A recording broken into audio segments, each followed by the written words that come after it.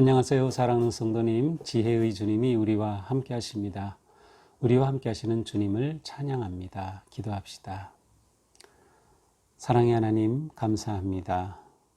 날마다 주시는 주님의 말씀은 저희들에게 생명의 양식이며 기쁨입니다. 또한 저희들에게 승리의 길로 이끄시는 지혜의 말씀, 저희들이 오늘도 사모하오니 저희들의 마음을 깨우쳐 주시고 또 저희들의 생각과 말과 행동이 말씀에 따라 순종하며 또 말씀으로 인하여서 거룩하여지는 진정한 행복하고 아름다운 정의로운 하루가 될 수 있도록 말씀으로 인도하여 주시옵소서. 예수님 이름으로 기도합니다. 아멘. 네, 오늘 말씀은 잠언 29장 1절에서 14절입니다. 자주 책망을 받으면서도 목이 곧은 사람은 갑자기 패망을 당하고 피하지 못하리라. 의인이 많아지면 백성이 즐거워하고 악인이 권세를 잡으면 백성이 탄식하느니라. 지혜를 사모하는 자는 아비를 즐겁게 하여도 창기와 사귀는 자는 재물을 잃느니라. 왕은 정의로 나라를 견고하게 하나 뇌물을 억지로 내게 하는 자는 나라를 멸망시키느니라. 이웃에게 아첨하는 것은 그의 발 앞에 그물을 치는 것이니라. 악인이 범죄하는 것은 스스로 올무가 되는 것이나 의인은 노래하고 기뻐하느니라. 의인은 가난한 자의 사정을 알아주나 악인은 알아줄 지식이 없느니라. 거만한 자는 성읍을 요란하게 하여도 슬기로운 자는 노를 그치게 하느니라. 지혜로운 자와 미련한 자가 다투면 지혜로운 자가 노하든지 웃든지 그 다툼은 그침이 없느니라. 피 흘리기를 좋아하는 자는 온전한 자를 미워하고 정직한 자의 생명을 찾느니라. 어리석은 자는 자기의 노를 다 드러내어도 지혜로운 자는 그것을 억제하느니라. 관원이 거짓말을 들으면 그의 하인들은 다 악하게 되느니라. 가난한 자와 포악한 자가 섞여 살거니와 여호와께서는 그 모두의 눈에 빛을 주시느니라. 왕이 가난한 자를 성실히 신원하면 그의 왕위가 영원히 견고하리라. 아멘. 자, 오늘도 계속되는 잠언의 말씀입니다. 1절, 자주 책망을 받으면서도 목이 곧은 사람은 갑자기 패망을 당하고 피하지 못하리라. 자, 책망을 받으면서도 우리가 온전하지 않기에 우리는 늘 부족한 것이 있고 또 잘못된 것이 있죠. 근데 그때마다 우리는 책망을 받게 됩니다. 특별히 사람은 아니라 하더라도 이렇게 말씀을 통해서 우리에게 깨달음을 주시죠. 그리고 이 말씀이 우리에게 책망하기도 하죠. 자, 그런데 목이 곧은 사람은 교만한 자죠. 하나님에 대해 반항하는 자, 이렇게 말할 수 있어요. 그러니까 이 목이 곧은 사람은 책망을 아무리 받아도 그것이 그 사람을 변화시키지 못해요. 내가 옳고 자기 목이 곧아서 자기 생각과 자기가 하는 것이 다 옳아요. 이러한 사람은 전혀 발전이 없을 뿐만 아니라 오히려 자기 갑자기 패망을 당하고 피하지 못한다. 피하지 못한다는 이 표현은 치료약이 없다는 뜻이에요. 치료약이 없다. 그렇죠. 누구나 다 자신의 잘못과 부족함을 돌아보고 그것을 고치고 변화하고 성장하려고 하지 않는다면 어떠한 좋은 말이라도 어떠한 책망이라도 아무 소용이 없어요. 치료약이 없는 것이죠. 그러니까 지혜로운 사람은 거꾸로 모든 책망 또 교훈, 가르침 앞에 순종하며 겸손하다는 거죠. 2절, 의인이 많아지면 백성이 즐거워하고 악인이 권세를 잡으면 백성이 탄식하느니라. 자, 의인이 많아지면 이것은 대체로 이제 지도자들을 말하죠. 나라에 의로운 지도자가 많아지면 백성이 즐거워한다. 악인이 권세를 잡으면 백성이 탄식한다. 국민의 기쁨은 정의로운 통치입니다. 국민의 기쁨은 정의로운 통치. 그러나 정의로운 통치가 되지 못하면 국민은 행복하지 않은 거예요. 요즘 계속 그 말이 나오는 내로남불 이 시기에 그러한 모습들은 결코 국민들을 기쁘게 하지 못하죠. 4절에서도 지도자에 관한 말씀이 나오죠. 왕은 정의로 나라를 견고하게 하나 뇌물을 억지로 내게 하는 자는 나라를 멸망시키느니라. 자, 왕, 지도자의 가치는 정의로 통치하는 데 있습니다.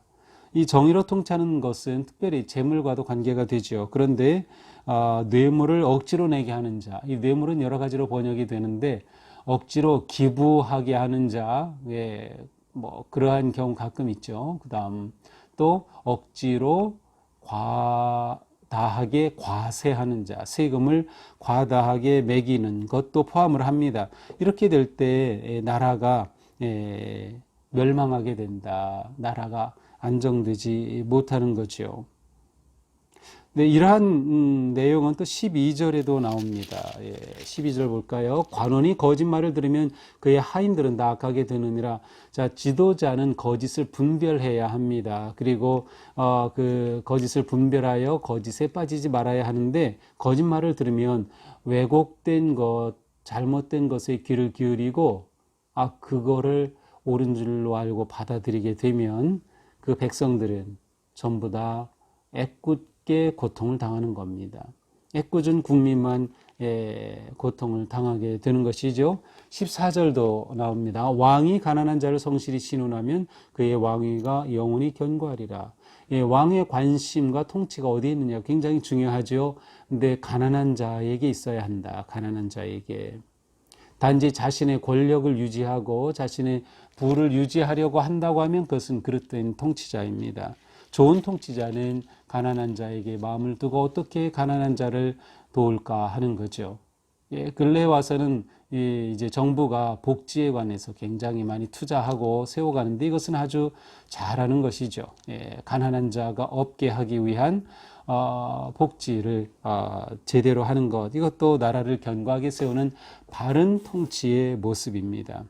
이것을 또한 우리에게 적용을 해서 우리 스스로도 우리는 어떤 모양으로든 또한 우리도 지도자입니다. 가정에서 부모로서 지도자이기도 하고 또 교회에서 임원으로 또 사역자로 지도자이기도 하고 또 세상에서 직장에서 우리는 리더십을 발휘할 자리가 많이 있습니다. 그럴 때 우리는 어떻게 해야 하는가를 생각하게 됩니다.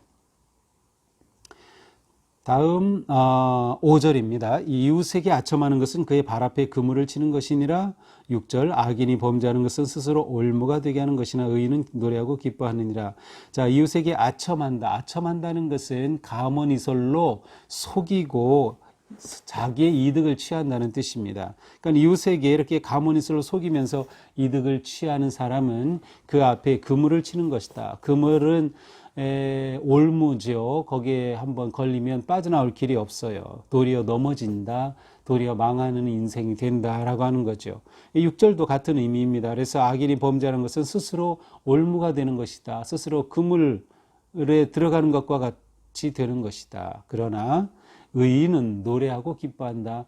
의인은 누리는 삶을 사는 거죠. 하지만 악인은 올무에 걸리는 삶으로 추락하게 된다라고 하는 것입니다.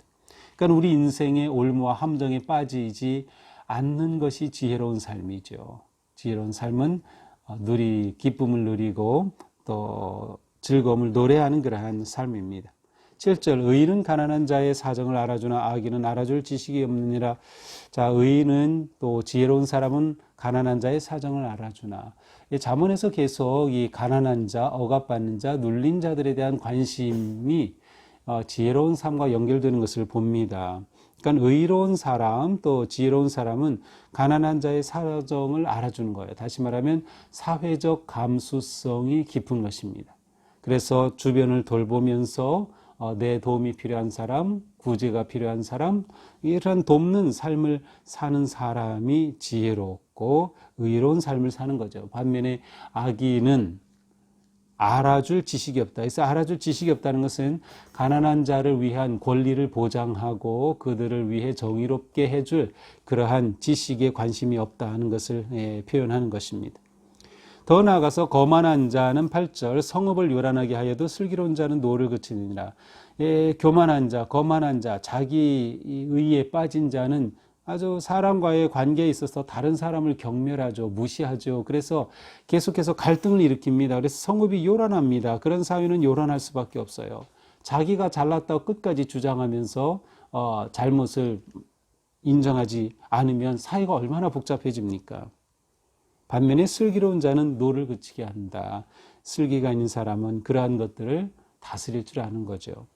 예, 분노에 대해서는 11절에도 나옵니다. 어리석은 자는 자기의 노를 다 드러내어도 지혜로운 자는 그것을 억제하느니라.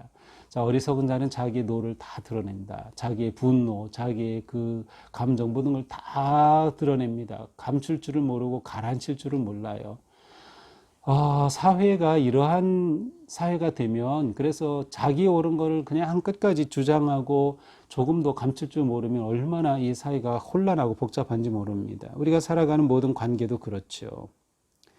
따라서 지혜로운 자는 분노를 억제한다. 억제한다는 것은 가라앉힌다, 다스린다는 거죠. 자, 여기서 어리석은 자와 지혜로운 자의 차이를 보면 어리석은 자는 뭔가를 자꾸 드러냅니다.